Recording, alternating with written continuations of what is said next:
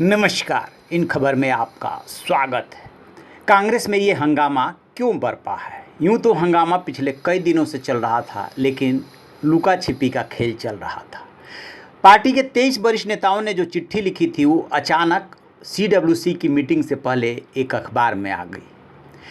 23 नेताओं का नाम जैसे ही सामने आया उसके बाद हलचल बढ़ी। सबसे पहले जब मीटिंग की शुरुआत हुई तो गुलाम नबी आज़ाद बताते हैं कि चिट्ठी को पढ़ना शुरू किया। कौन है वो 23 नेता? क्या वो बीजेपी के एजेंट हैं? क्या वो बीजेपी से मिले हुए हैं? क्यों ये सवाल उठा? क्या राहुल गांधी ने वास्तव में ऐसा कहा? क्या है हकीकत? क्योंकि ये तो वर्चुअल मीटिंग थी और पार्टी फोरम पे मीटिंग हो रही थी, मीडिया वहाँ मौजूद नहीं थी।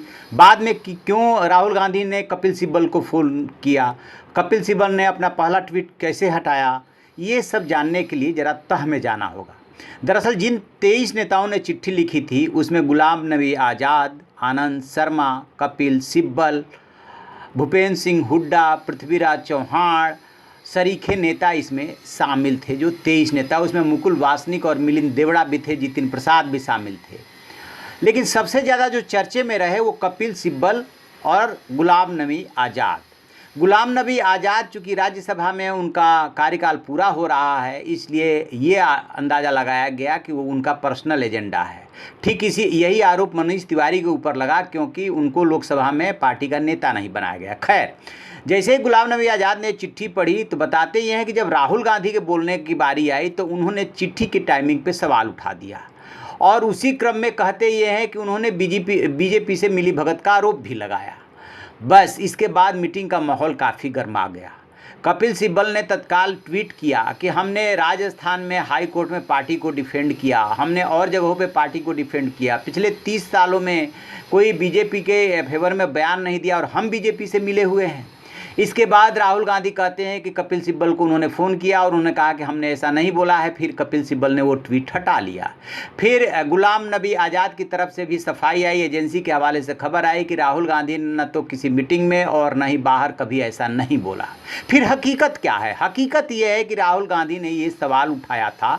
दरअसल जिस समय ये चिट्ठी लिखी गई उस समय पार्टी प्रेसिडेंट सोनिया गांधी अस्पताल में भर्ती थी और राजस्थान का संकट चल रहा था। तो वो जो उन्होंने टाइमिंग का सवाल उठाया उसी में सब कुछ समाहित है, उसी में इशारा है बीजेपी से मिली भगत की। तो वही सवाल उठ रहे हैं कि क्या ये लोग बीजेपी के एजेंट हैं? AIM चीफ असदुद्दीन ओवैसी उन्होंने तत्काल सवाल दागा कि यही गुलाम नबी आज़ाद और लोग जो है हम पे बीजेपी का बी टीम होने का आरोप लगाते हैं और वही अब उनकी पार्टी में क्या हाल है, दास बन कर रहना पड़ रहा है। इतने दिनों के सेवा के बाद ऐसी बातें हो रही है, उनको मौका मिल गया राजनीति करने का। ठीक इसी तरीके से मध्य प्रदेश के मुख्यमंत्री शिवराज सिंह चौहान, उमा भारती, बीजेपी के तमाम नेता आ गए सामने और इन नेताओं से सहानुभूति जताते हुए गांधी परिवार पर वार करने लगे कि इनकी अचानक बीजेपी से मिली भगत हो गई। फिर बताते यह है कि अहमद पटेल जो सोनिया गांधी के सलाहकार भी हैं और ट्रेजरर भी हैं, उन्होंने राहुल गांधी के प्रेसिडेंट बनने की वकालत की। यूं तो पहले से ही 2 ग्रुप बन गया था। एक ग्रुप खुल करके चिट्ठी के बाद सामने आ गया था कि राहुल गांधी को प्रेसिडेंट बनना चाहिए, गांधी परिवार के हम साथ हैं। उधर जो है धरना प्रदर्शन भी चलता रहा जगदीश शर्मा के नेतृत्व में कि गांधी परिवार राहुल गांधी को कमान संभालनी चाहिए। खैर, ये तो बात हुई कि गांधी परिवार को पार्टी प्रेसिडेंट बने रहना चाहिए, या तो सोनिया गांधी बनी रहे या राहुल गांधी संभाले। लेकिन ये जो बीजेपी का एजेंट होने का आरोप लगा है, इसको लेकर के पार्टी में कोलाहल है और पार्टी 2 ग्रुपों में बंट गई है। एक ग्रुप वो है जो गांधी परिवार का विरोध कर रहा है और दूसरा ग्रुप वो है जो चाहता है कि गांधी परिवार से ही कोई प्रेसिडेंट रहे, चाहे सोनिया गांधी रहे या उनका स्वास्थ्य अलाउ नहीं कर रहा है तो राहुल गांधी पार्टी की कमान संभाले।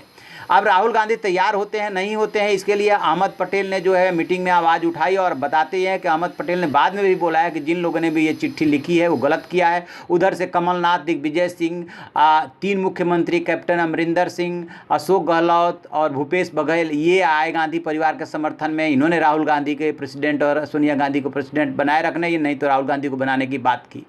खैर, अब ये जो हलचल है, ये जो कपिल सिब्बल का ट्वीट है, ट्वीट करना, ट्वीट हटाना, फिर राहुल गांधी का सफाई देना, फिर गुलाम नबी आज़ाद का सफाई देना, ये पार्टी में जो कुछ भी अंदर चल रहा है वही बाहर सतह पे आ रहा है और मीडिया पे आरोप बढ़ा जा रहा है कि मीडिया ने अपने तरीके से सोर्सेज के हवाले से गलत खबर चला दी। खबर गलत नहीं चलाई है, शब्दों का हेर फेर हो सकता है, लेकिन हकीकत यही है कि बीजेपी से मिली भगत की बातें टाइमिंग को लेकर के की जा रही है।